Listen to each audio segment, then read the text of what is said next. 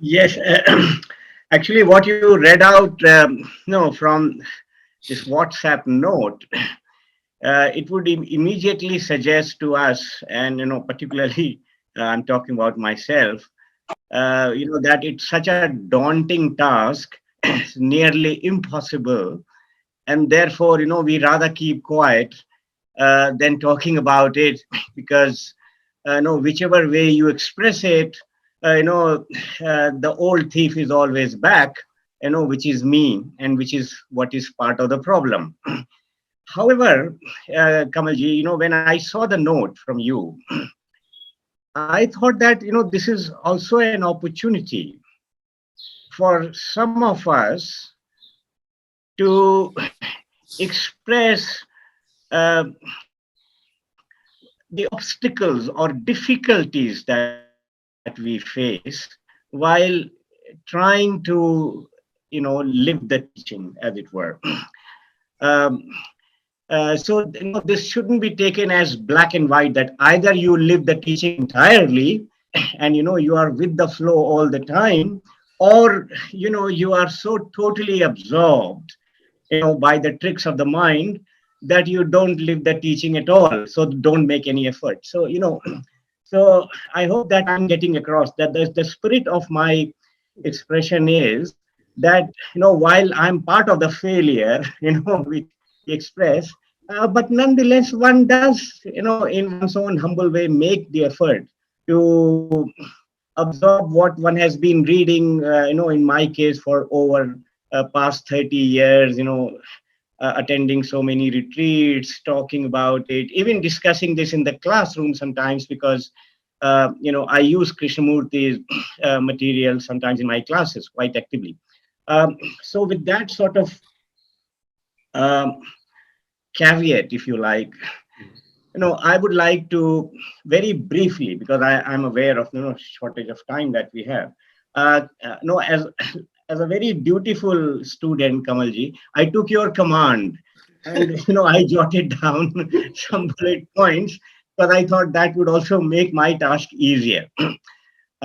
So instead of going on tangent, uh, see the greatest, and here I'm talking from my experience. Please, I'm not trying to generalize for everyone.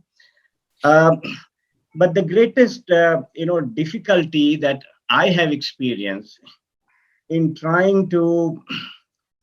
uh, trying to live the teaching is to really fully appreciate, deeply, that you cannot change the flow of life.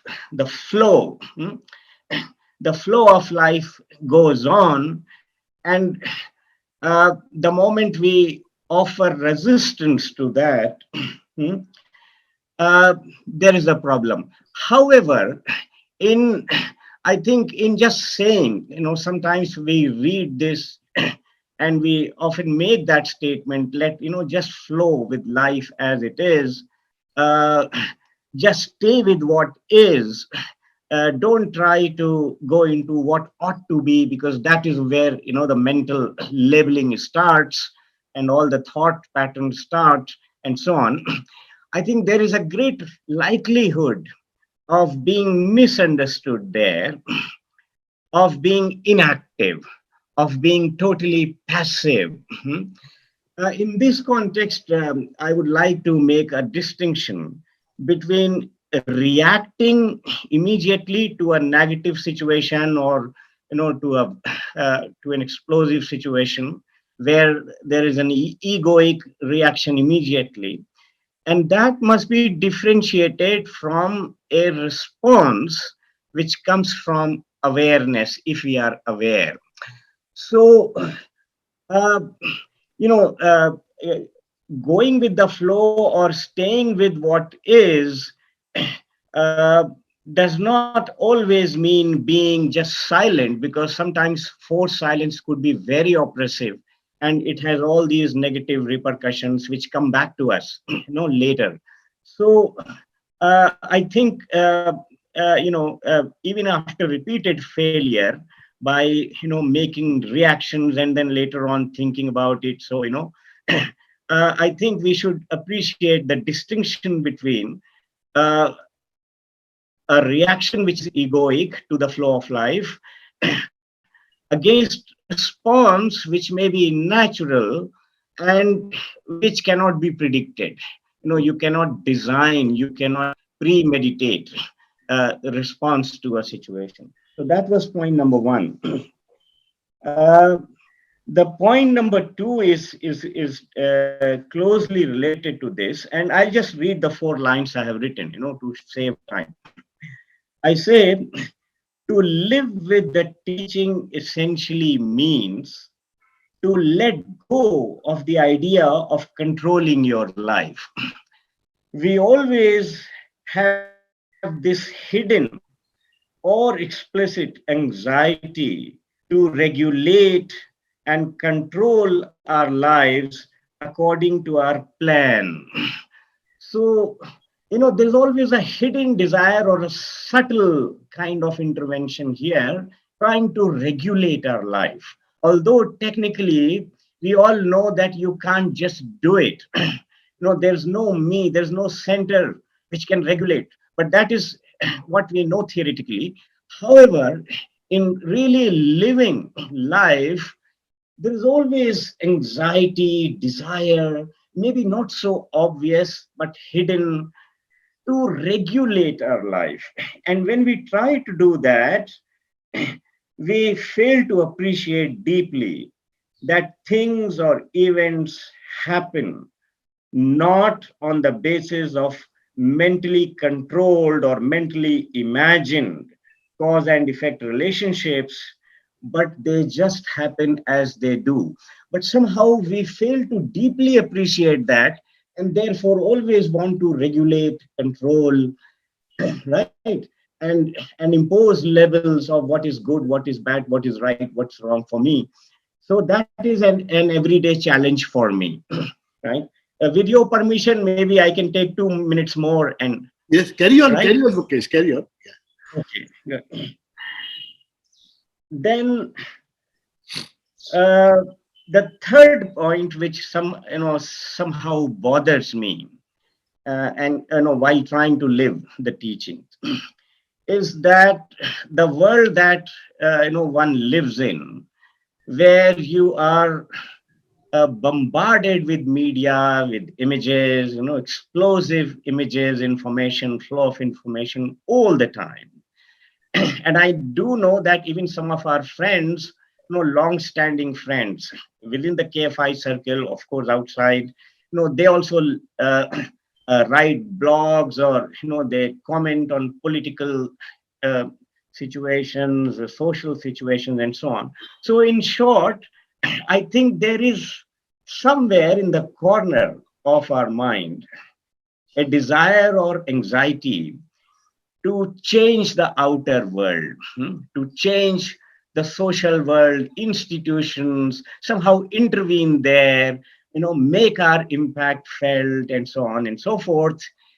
Whereas to me, it seems that if one is very serious, preoccupied with teaching, then one knows that the real change and the ultimate change is the change from within. And that alone can bring about any kind of meaningful transformation out there in the external world. If I do not really change from within, and yet I continue to comment on external situations here and there, then somehow I'm inviting a conflict. And sometimes that conflict, is not manageable, and it will it will create sort of conflict that we have to live with. So again, I come back to this sort of hidden desire, in the recesses of the mind, which keeps surfacing up to try to do social work or try to, change the external conditions. Whereas deeply, when we appreciate teachings, we know that external change is meaningless unless one has looked at oneself so very clearly without absolutely any kind of interference from me. Uh, just one more comment for 1 minute. It seems to me that on superficial reading or reflection, we sometimes make a distinction between self-inquiry, inquiring with deep observation, as Chiro suggested, observing clinically. You first observe the outer world, and with the same kind of intensity, observe within, without being judgmental, what's going on. I think if one is able to do it even for a short time, then at that moment, there will be no difference between self inquiry and what I would like to call the path of devotion or surrender. Somehow we tend to make these two as though they were opposite of each other. Um, when the term bhakti is misunderstood here, I think, when Krishnamurti poo-poos bhakti, he's talking about how you turn, some concepts into images and idols and begin to worship them. Whereas when we reach this moment of surrender to what is by keen observation, then that state of mind or that state of meditation is indeed one of surrender, one of devotion, one of love.